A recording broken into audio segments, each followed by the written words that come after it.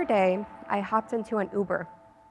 This was the day after the New Zealand terrorist attacks happened that left 50 Muslims dead in their mosques, carried out by a white supremacist.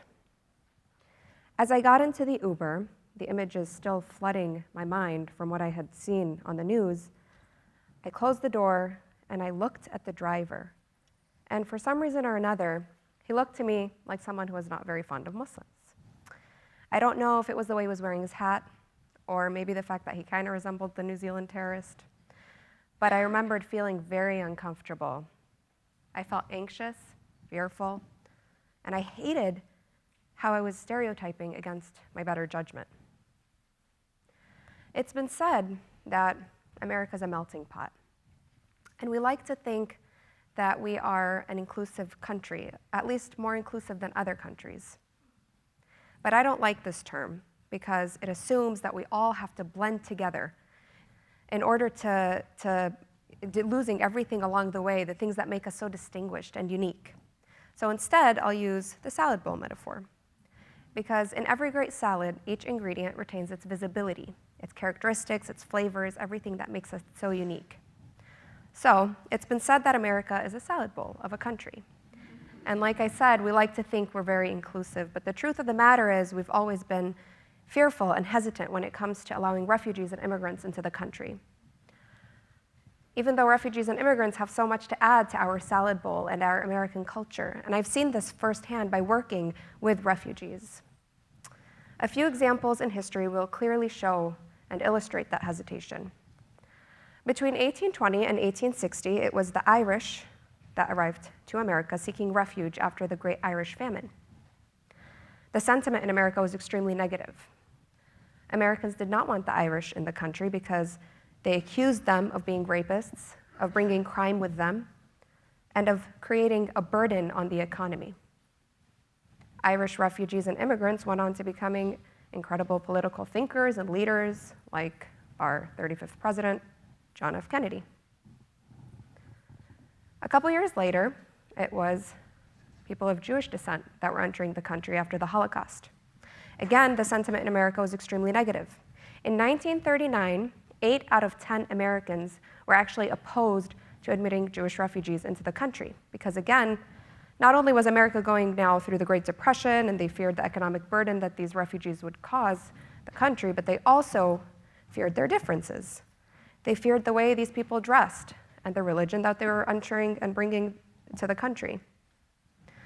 Again, as time went on, some of the greatest contributions to the sciences, technology, media has been by the Jewish community. It's sad, really. We've all witnessed these atrocities in history and so many more that I don't have time to mention today. And we thought that there's no way this would ever happen again because we're a kinder, more empathetic people. And even if not, we have social media to hold us accountable. These things would go documented on platforms like YouTube and Facebook and Google, and we'd see heart-wrenching images and we'd spring into action. But in 2011, we witnessed the greatest refugee crisis since World War II. The amount of refugees that have left their homes with absolutely nothing to return to is in the millions.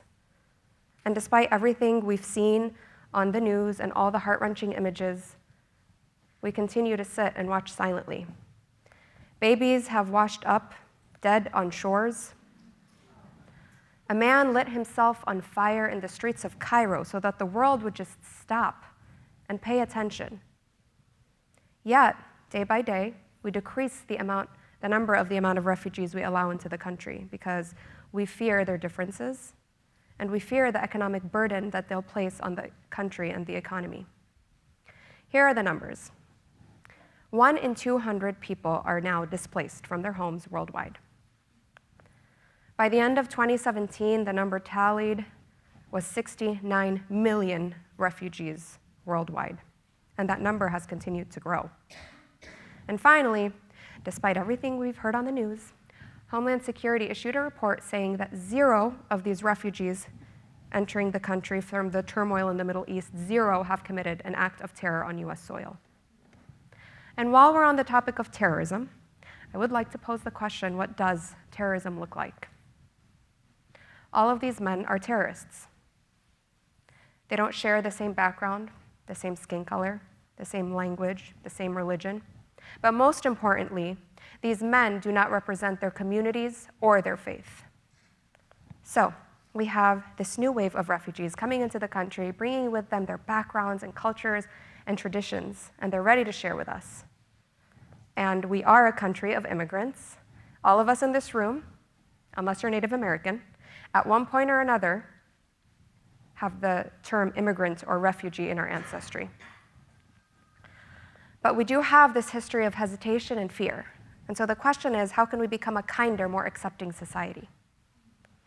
Many of us don't have the luxury of waiting for things to get better. We want to see a better future for ourselves and for our children, nor should we accept waiting as an answer. I personally saw the need to create dignity through work and a safe space for dialogue and conversation, and so I started a company called Blue Meets Blue, which is an ethical luxury clothing line that employs refugees in the United States. After they arrive to the United States legally and obtain their work permits, we're able to work with them. This is a unique place for art therapy, where art therapy comes to life. We focus on empowering specifically female refugees by providing them fair employment and an opportunity to serve their households. We focus on community. Because of our gatherings, they now have newfound members and friends to share their stories and hopes and dreams and aspirations with. In a world of fast fashion, we focus on slow fashion. Our pieces are pieces of longevity. They mean something to the people who are making them, and they mean something to those who are going to purchase them. And finally, we eliminate a lot of the misunderstanding about the refugee crisis by spreading love and awareness through our fashion. I'd love to share an example of some of the incredible pieces that the artisans at Blue Meets Blue created. We noticed a few things. We noticed that as they sew, naturally, they have many deep conversations, which in the form of art therapy has helped them get rid of a lot of their anxiety and their depression. They express themselves through the intricate work that they do. Each piece is a representation of that artisan's work. And finally, they explore a lot of personal emotions. It's as if that focus on the beading and the sewing has created an awareness and a connectivity between their self-expression and their emotions, which in turn has helped them take a step toward validating those emotions and realizing the feelings that bring on the depression or trigger the PTSD. You see, it goes so far beyond creating beautiful garments. It's important to understand that when you give people an opportunity to contribute, this has an impact on the entire society. There was an analysis that was conducted over 30 years in 15 Western European countries that found that refugees benefit their host country within just 5 years of arrival. The study found that after the spike in migration, there was a direct correlation with a boost in the economy and a direct correlation with the rates of unemployment dropping. This is a contradiction to the claim that refugees place a burden on their economy. You see, when you give a refugee a job, they no longer seem like a burden. And when a refugee becomes a friend or a colleague, they no longer seem like a threat. The faster they integrate into society, the faster they become productive members of society. For example, workers, entrepreneurs, investors, innovators, and taxpayers. So refugees are contributing by working, and we can contribute by giving them an opportunity, or we can contribute by supporting others who give them an opportunity. Or, and this is something we can all collectively do, we can pause and have a conversation and educate ourselves. We live in a world where it's so easy to talk about divisive issues in a disrespectful manner, where civility truly seems like it's slipping away, where people can be online bullies, hiding behind fake names and fake identities, commenting negatively on people's social media walls because they feel like they don't disagree. And I'm not sure when this became acceptable, but I want my children to grow up in a world where they respect others because of their differences. It starts at home. If we want our children to be kind and empathetic human beings, we have to model that behavior ourselves. So I implore you, the next time you're out and about and you see somebody that looks a little different than you, or maybe you hear about a new refugee family in town, maybe get to know them. You never know what fascinating things you'll learn and what you'll find you might have in common. It's been said that one good conversation can shift the direction of change forever, and every good conversation starts with good listening. And speaking of conversation, remember that Uber driver? So 15 minutes into the ride, he pulled up to my building, and as I was about to step out, he turned around and he asked me, "Excuse me, are you Muslim?" And I said, "Yes, I am." And he said, "Oh, Assalamu alaikum, I'm Muslim too, and I'm from Bosnia." It really went to show me that we have so much more in common than we think, and we cannot let the fear win. Thank you.